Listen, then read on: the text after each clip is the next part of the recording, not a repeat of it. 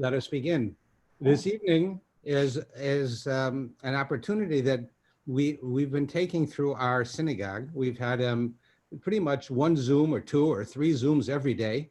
One of the things that we do is that we find members of our synagogue and we interview them. We find out all about their lives and what they're like and where they come from, so that we can stay connected with each other. And it's given us an opportunity to get to know now about 11 different families. That's on Wednesday nights. But on Monday nights, we've been finding people within the community who I believe are people that have not only an interesting story to tell, but who have accomplished something, and people that we would like to hear from that I think we can all grow from. In tonight's case, I think this is probably the textbook example. We have with us someone who I like to call a friend, who I've known for quite a while now, by the name of Ori Goldstein. Ori, he is about the same age as one of my kids, and they pretty much, they grew up in different schools together, so to speak, but we've had the opportunity to interact. Ori today is the president and the chief officer of JACS, which deals with Jewish people who have alcoholism and other types of addictions, including drugs. And it helps them. And this is a problem that is a real problem in our world. What makes it even more special is that Ori started as a client.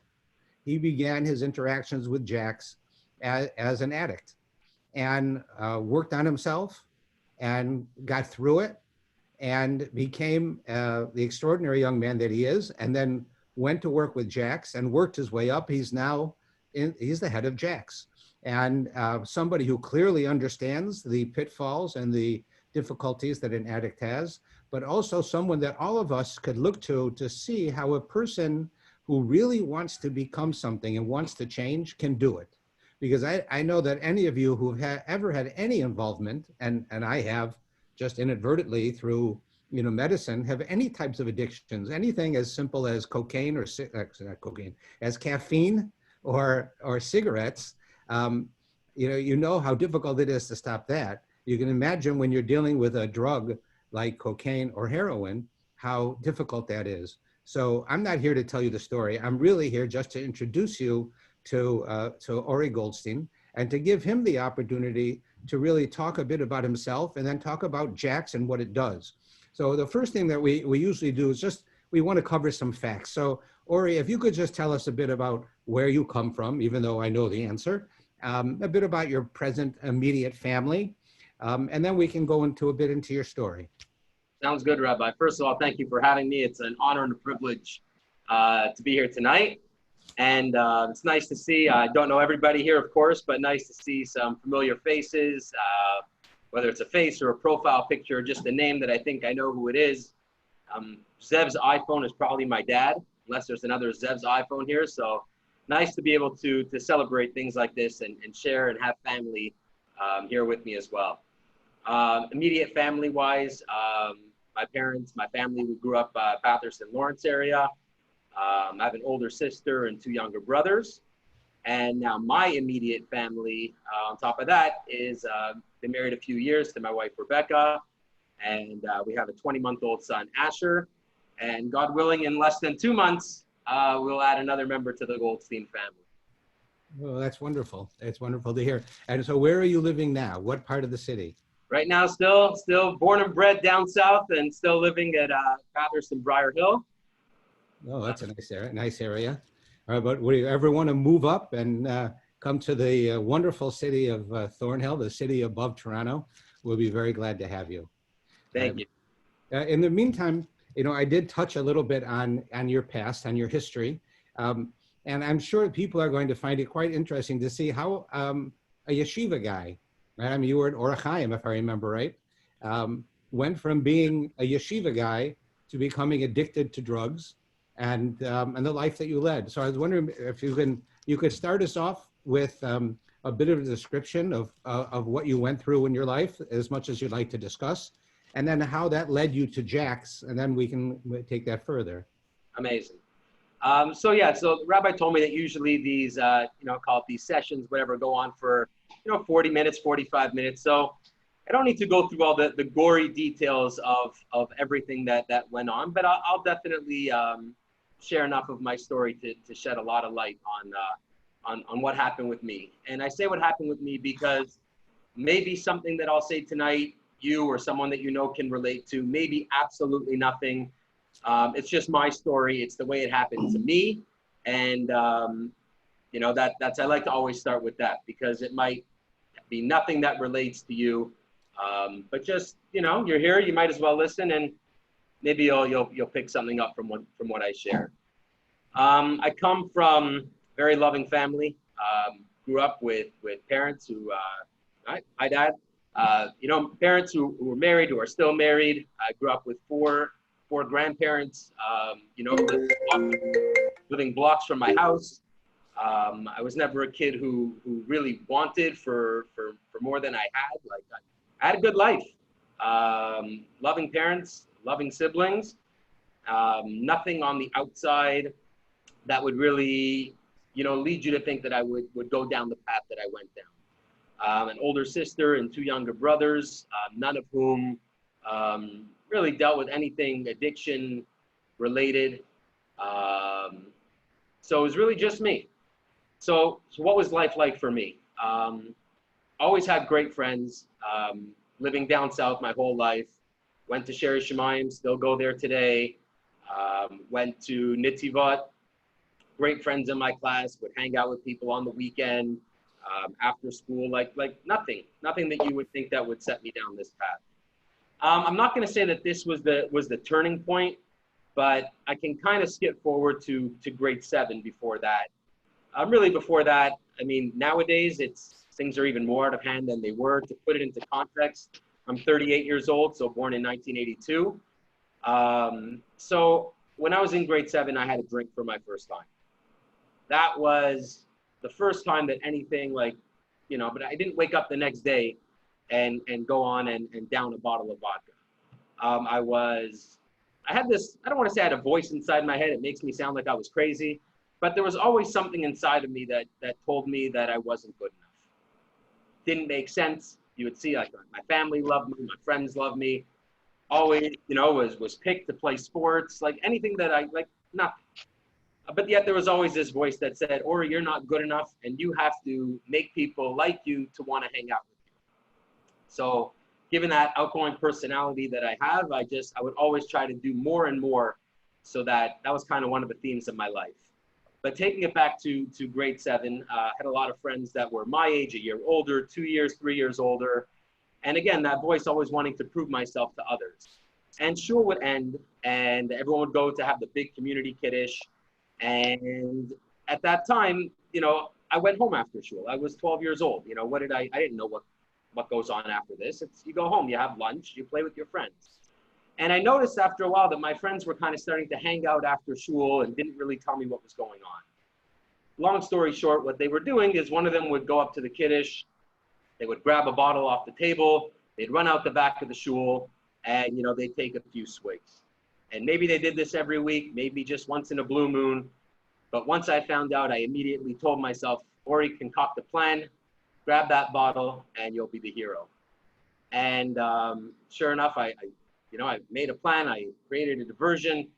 I grabbed the bottle of BBB brandy off the table, ran outside the back, came out to my friends. You know, I raised the bottle in the air, and I felt like $1 million. I felt like everybody loved me. And all I remember from that day is that we passed around the bottle. We each took a few swigs. I remember in my mind a few of the people that were there. I can remember it like it was yesterday. And all I remember is that, you know, I got a headache, I threw up, I got sick, I got in trouble with my parents, and I couldn't wait to do it again. And that's what separates me from, call it 80 to 90% of the people out there. Most people would do it, they would have repercussions, they would say, this is not for me, nothing about this was good, and I'm not gonna do this. You know, forget ever again, I'm not gonna do this for a while. And probably a few, for sure weeks, but probably months went by before I did that again. And like I said, I didn't become an alcoholic overnight. I may have had alcoholism where I did, you know, suffer with that called disease in the brain, but nothing was coming out else. Nothing else was coming out at that point. And the next experience I kind of had was when I was 14. Actually, I'll go back a second to when I was 13. So this is what I was going to start with, saying that I don't know if this is what set me off down a path, but it definitely played an impact in my life. And in grade 8 at Nitzivot, we had a kid who came to our class. He was a transfer from a different school, and he bullied me. He didn't beat me. He didn't punch me. There was nothing physical. I never felt like I was in physical danger, but he made fun of me. He had to make a name for himself, and I was an easy target, I guess. I was short, I had glasses, I had big front teeth, I had a little fro, and I was just kind of like an easy target. And when he was around, you know, he would call me names and people would laugh. And, you know, he was a cool kid. He could smoke cigarettes, he had a beard, he could get booze. People wanted to be friends with this guy. And I remember going to sleep at night, a lot of nights. And when he wasn't around, my friends were my best friends. You know, we would laugh, we would play, but when he was around and he would say things, everybody laughed. And I literally remember going to sleep at night and saying the words, nobody likes me, nobody cares about me. And that was like my mantra that went on in my head. One person in my life didn't show me love. And my addict brain tells me, nobody likes me, nobody cares about me. Sure enough, I'm 13 years old. I don't know about the addict brain. I don't know a whole bunch of things that I've learned over time. But the thought came, you know, so the year ends and he goes off to one school, I go to another school, and, you know, that was it, I thought. And, you know, I kind of followed him because I figured if people liked him and what he did, then if I could do those kinds of things, people would like me too. So in grade 9, I make the basketball team at Orchaim. I'm loving it and making new friends and everything is great. And it just so happened I had never done any drugs in my life. It just so happened that some of the guys on the team were some of the guys who smoked pot. And at the last basketball tournament of the year, they invited me to come along. And I always knew what was going on, but I was never invited, so I never asked. And I went, and I smoked a joint for the first time. And, you know, nowadays, people are doing it in grade 6, 7, 8. It's, you know, a lot's going on a lot earlier. But for me, that was my first experience. And I got that same feeling that now, when you understand a little bit later into my life, you know, I use the phrase, I had arrived. And when I smoked that joint and I was invited by these guys to hang out, I felt like I had arrived, like I had made it. I was now in with the crowd that I was already in with, but didn't realize it. And this was kind of like the story of my life. And once one thing, I don't want to say it stopped working, but I was always looking for the next fix. People would ask me over my life, Ori, what was it that you were addicted to? And the answer is always the same. The answer was more. Whatever it was, I ended up hanging out with people over the years that drank, that did drugs, that gambled. And so I did those things. If I would have hung out with people that were into shopping or food or video games, I would have ended up doing that to the extreme, because that's just the way that I'm wired. I look the same as, you know, a lot of the other people that I grew up with. Whether I have a beard or not, or I'm male or I'm female, I come from the same cloth, cut from the same cloth as probably a lot of the families and a lot of the people that are on this Zoom tonight. And sure enough, the more that, you know, I tried it at the end of grade 9, and by grade 10, I was smoking on the weekend, and by grade 11, it was almost every day. By OAC, as we had it, it was literally between every single class. And yeah, you know, what does one do when they're in high school and don't have money? You start hooking up your friends, and then you have money to do what you got to do. And I lived that life. And I stole from my parents, and I stole from my grandparents, and all those things that you would never think that we bring up our kids to do. I say that now because my kid's little, but you know, I wasn't taught to do that kind of stuff. But an addict needs to find a way to get their fix. And I guess throughout high school, I kind of just did enough to get by. I would try different drugs just to see what they were like. I wasn't like researching what they would do to me. Doing mushrooms or ecstasy in the middle of class is probably not the best idea. But I was younger and I was dumb. And I just did what I wanted to do. I thought I was invincible. And I always hid it from my family as best as I could. I hid it from the school as best as I could. And it was just that was my life. I mean, you know, you think it's a phase. I thought I would get over it, or I wouldn't. And, you know, that's just what we did. And after high school, it's very customary. We go to Israel, we learn for a year, and we come back and we begin life. And we begin university and dating and marriage and kids and family and jobs. And that's great for most people. That's the road that a lot of people who I know took. What road did I take? I shouldn't have gotten into the school that I went to in Israel at first, but I did, and I got thrown out after a couple of months. And for the next 2 years, I would stay up all night. I would sleep most of the day. I would do drugs that I didn't know what they were called. I literally, like, I'm surprised that my body, my liver, that I remained alive doing the drugs that I was doing. And the 2 years were up, and it came time to go home and, you know, kind of face the music. So I realized that as long as everybody thinks that I'm okay, then nobody's going to ask any questions. So what did I do? I went out and I bought a black hat, and I came back to Toronto, showed everybody how religious I was. And, you know, I would go to shul with, you know, that's kind of what we did on Shabbat. And while everyone was davening, I would go to the bathroom. I would snort a line of cocaine off the back of one of the toilets. And I'd go back into shul, and I'm going like this, harder than anybody else, because what the drugs are doing to my brain and my body, I'm in a different planet, but on the inside. But on the outside, I look like everybody else. I look like what you wanted me to look like, or at least what I thought you wanted me to look like. Because I had no self-esteem. I had no value, like, in my own mind. So as long as you thought I was good, then I was okay. And that was from when I was 20 years old, when I came back from Israel. And I discovered cocaine at that time. And about 2 years later is when my life really kind of started to spiral out of control. But before I get to that, I'm just going to say, I'm going to take you all the way back to grade 10. And in grade 10, so we're talking, I'm 15 years old, so I guess late 90s, JACS wasn't even around yet. It only opened in the year 2000. But there was a guy, his name was Jay Pasternak. He had a private practice, and he'd go around to a lot of the high schools and around the city, and he would go and he would talk about addiction. He would talk about, like the rabbi said, caffeine and nicotine, the two most addictive drugs. And he would talk a little bit about pot and alcohol and, you know, some other stuff.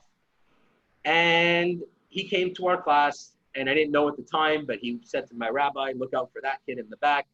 He's going to be trouble. And I was high at the time, and he was right.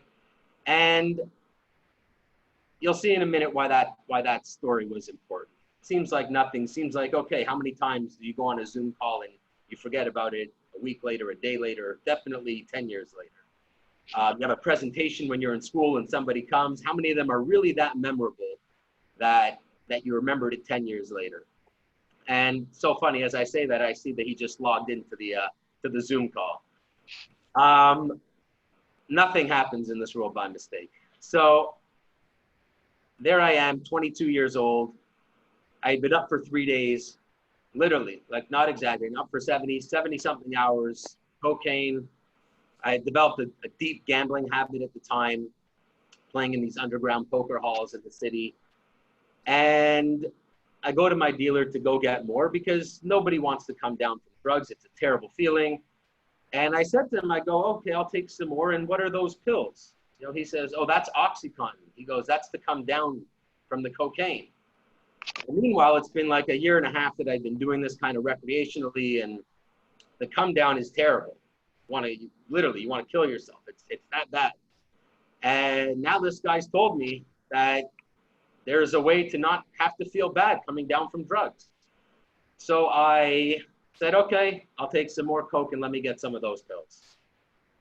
So it's exciting. It's something new. I go and I try these pills, and it's like that feeling I got the first time I took that drink, the first time I smoked that joint, the first time I took that line of coke. This OxyContin did for me. It was like wow, the answer to all my. I was always an upper guy. Any of the drugs that you hear about that were like uppers, I'd always been one of those guys. But this OxyContin, it numbed me right out.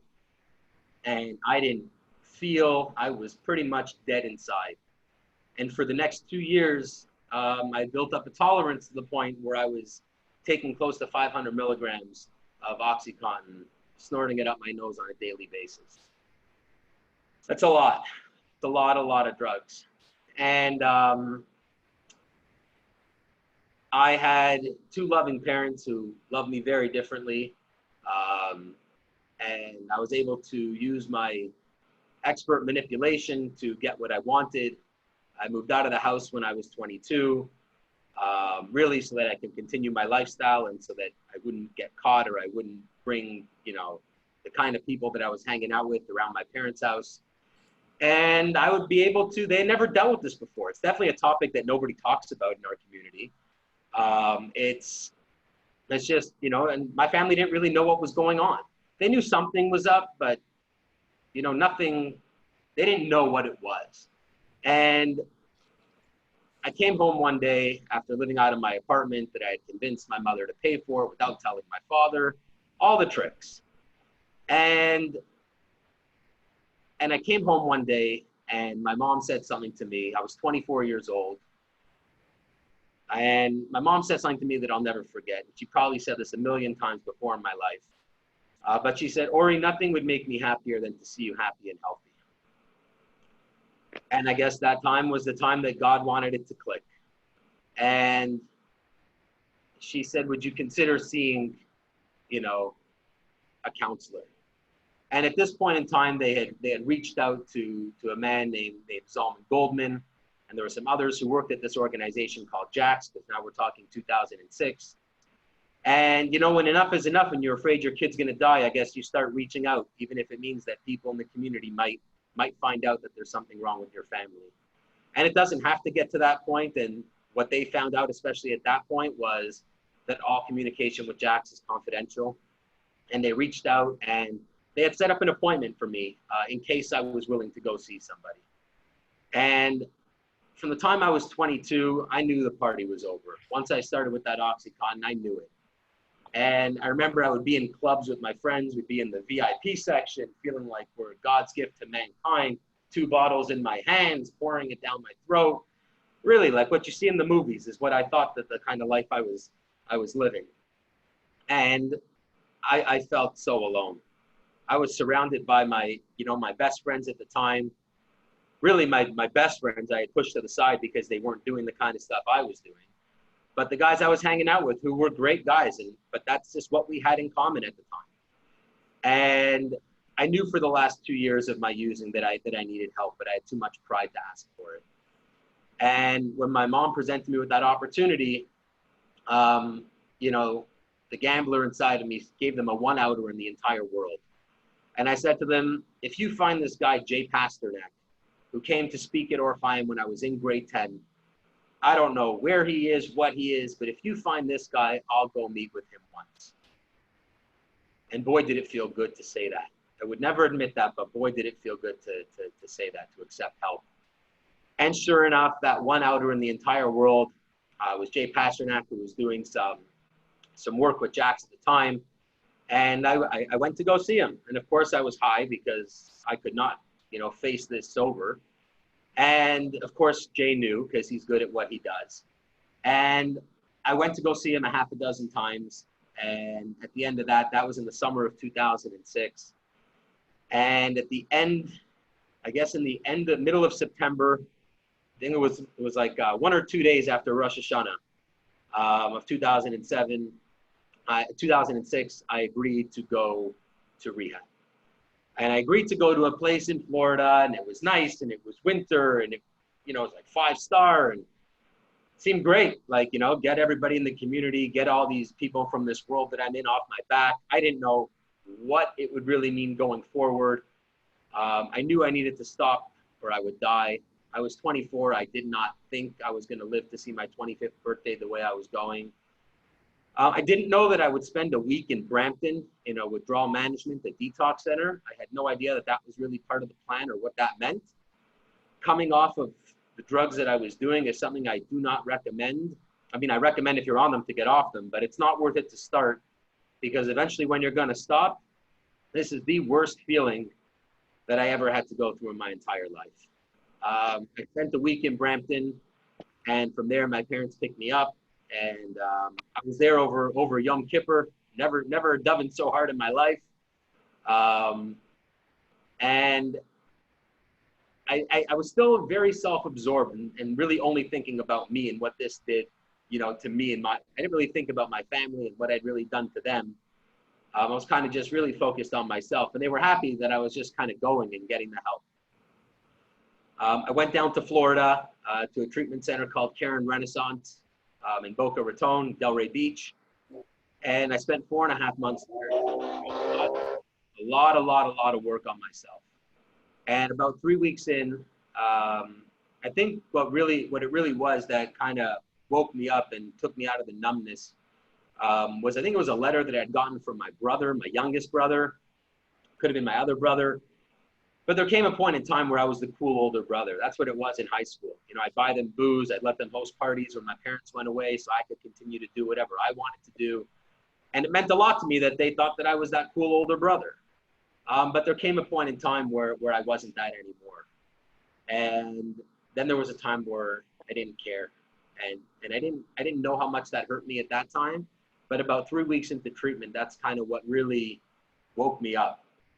When I started to realize a lot of the wreckage of my past. And at that point in time, I made a decision that I was going to be there for me. Before that, I was kind of there, you know, get the people off my back, help, you know, my family, okay, fine. Me, I know I wanted it, but like, I wasn't really there for me yet. But 3 weeks in, I bought in. And rehab was tough, and I really got challenged a lot. I found out later that I went to a very tough treatment center, but I'm very grateful that I did. And I remember it was a Thursday night, February the 15th of 2007, that I came home, and within 2 hours of landing, I went home, I had some dinner, and my dad drove me to JACS, and we went to the Thursday night meeting, the Here to Help group.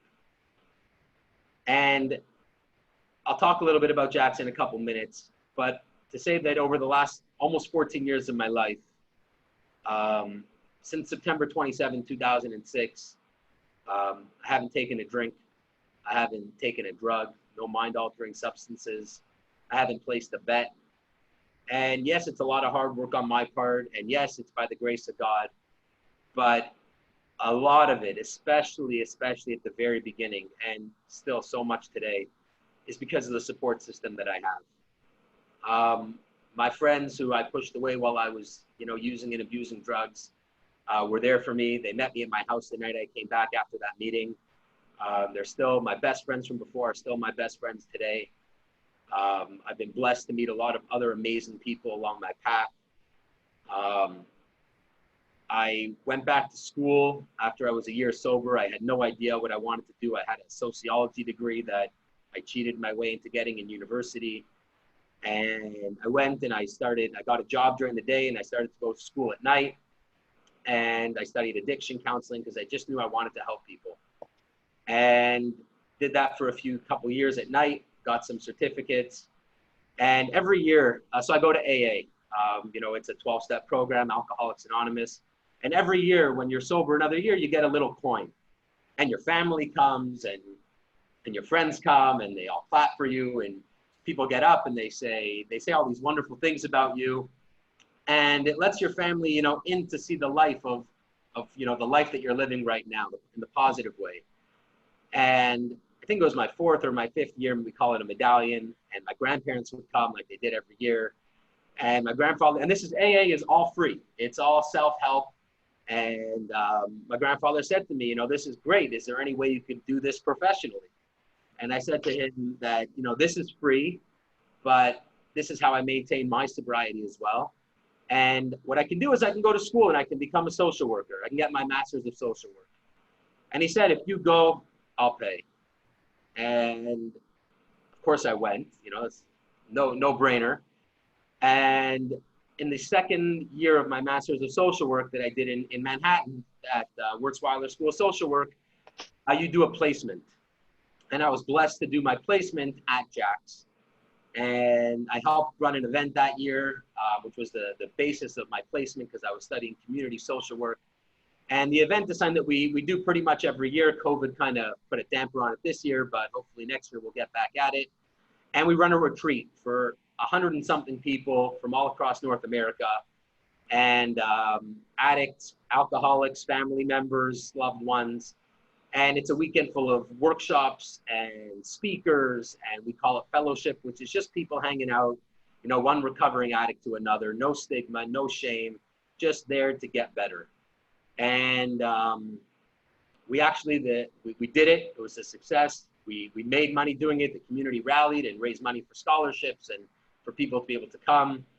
And I did some counseling because I was doing my social work degree.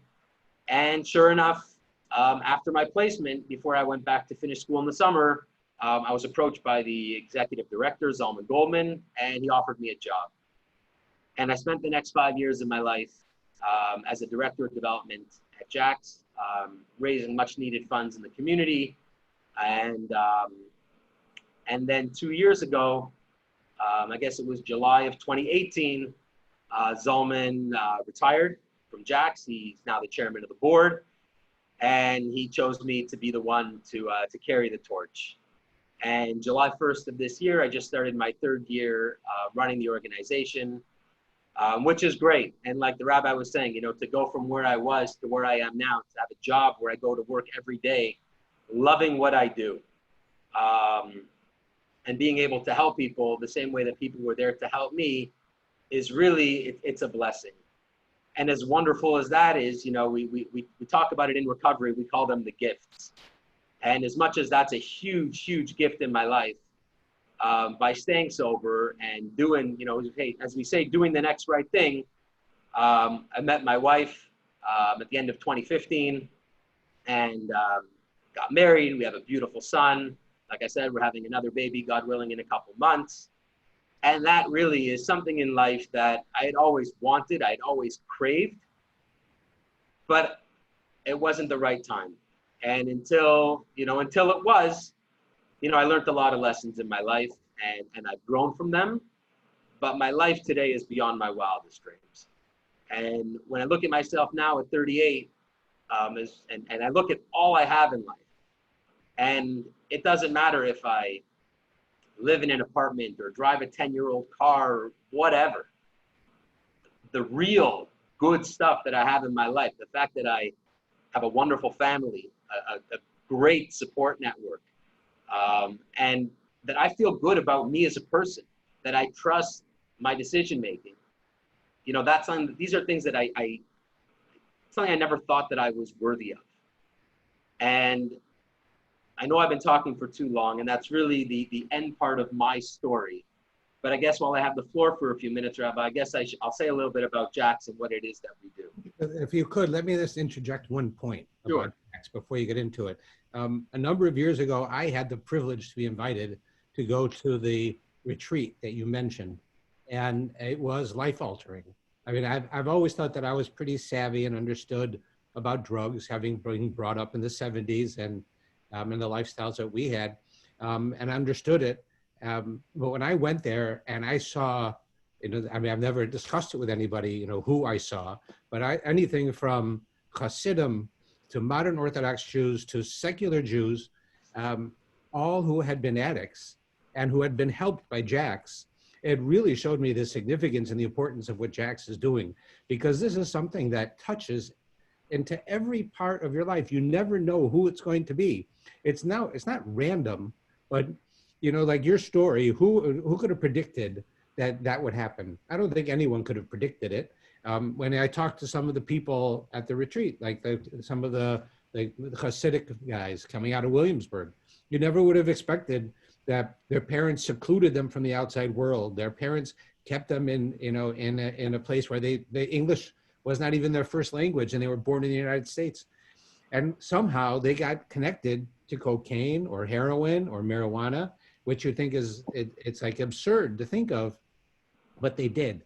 And JACS, through all of their various services, has, and they said this at the event, you know, we're really made a difference in their lives and makes it one of the most significant organizations that there is today because of the work that they do to help people in a problem that is getting worse in the world. So I'll let you go on, but I just really had to say that I was so moved by that weekend that it still affects me today very strongly. Thank you, Rabbi. And that's one of the things that we do is there's a couple different arms to JACS, and there's the in-house stuff that we do, and there's the outreach and education into the community.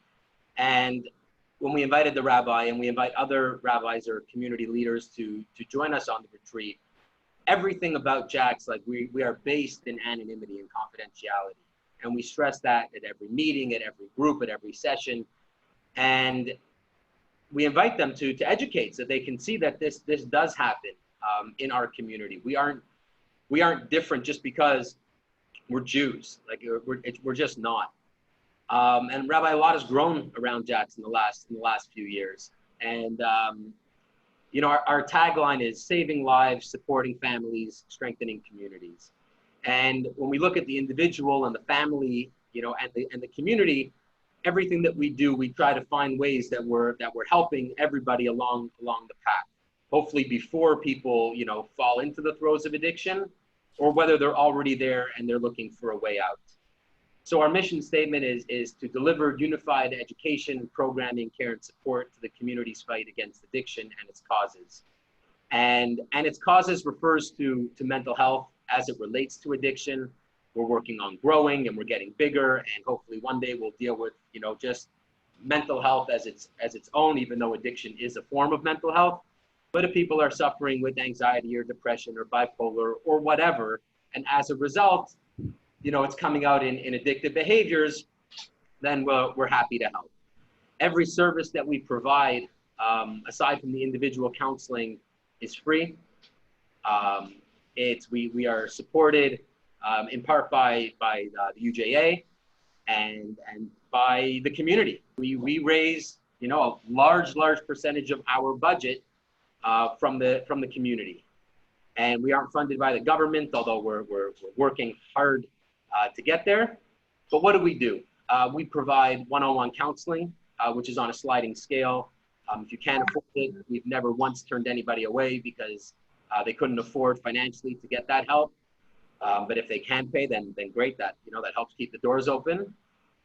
We have group counseling. Before COVID hit, I believe we had 6 in-house groups every week. We have a men's group, a women's group.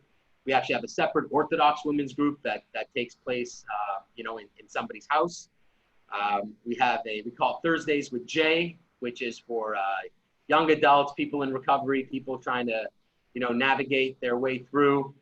As well as I mentioned before, that first group that I went to, which was called Care to Help, which is our flagship Recovery 101. Come, ask your questions. That's on Thursday nights. And then there's Concerned Persons Group, which is for family members who are concerned, who are, you know, there without the quote unquote addicts, to work on themselves and coping skills, etc. Since COVID began, since we went virtual on March 15th, we've added a daily men's group, which gets anywhere from 10 to 20 people every day. That's from 11 till 12. And very recently, we've added a daily meditation. So that's from, I believe it's at 10 or 10:15. All the information for this is on our website at JACS, JACS, Toronto.org.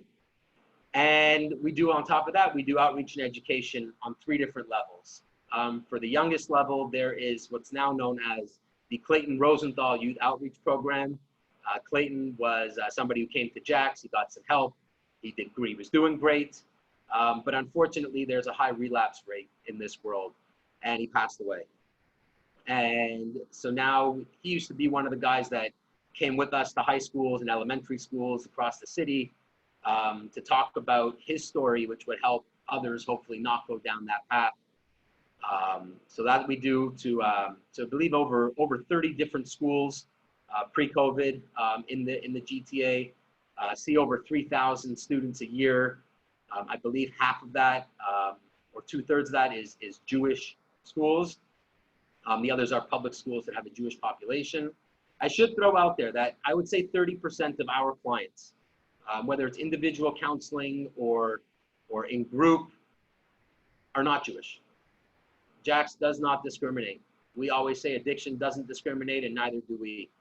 And whether you're Jewish or not Jewish, whether you go to shul 3 times a day or 3 times a year, we don't care. If you're brave enough to pick up the phone to come to a meeting to ask for help, we are happy to help you. And it's a common misconception because people just assume that because the J stands for Jewish, that we only help Jews, but tell anybody you know that we are here to help those in need. The next level of help that we have is for a university. And this program was only started, we're in our 3rd year.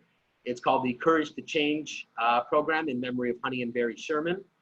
And the program was started a few years ago by another foundation in Honey and Barry's memory to reach out to university campuses. And in year 3 this year just starting up in September, we received even a larger gift from that foundation, the Aubrey and Marla Dan Foundation. And they're happy for me to mention it, as well as the Azrieli Foundation. And whereas last year we went to 9 different Ontario universities, and we saw about, I don't want to get the number wrong, I think I wrote it down somewhere here, but I don't know. We doubled in size from year 1 to year 2, and we are expanding this year into Quebec and into Nova Scotia as well.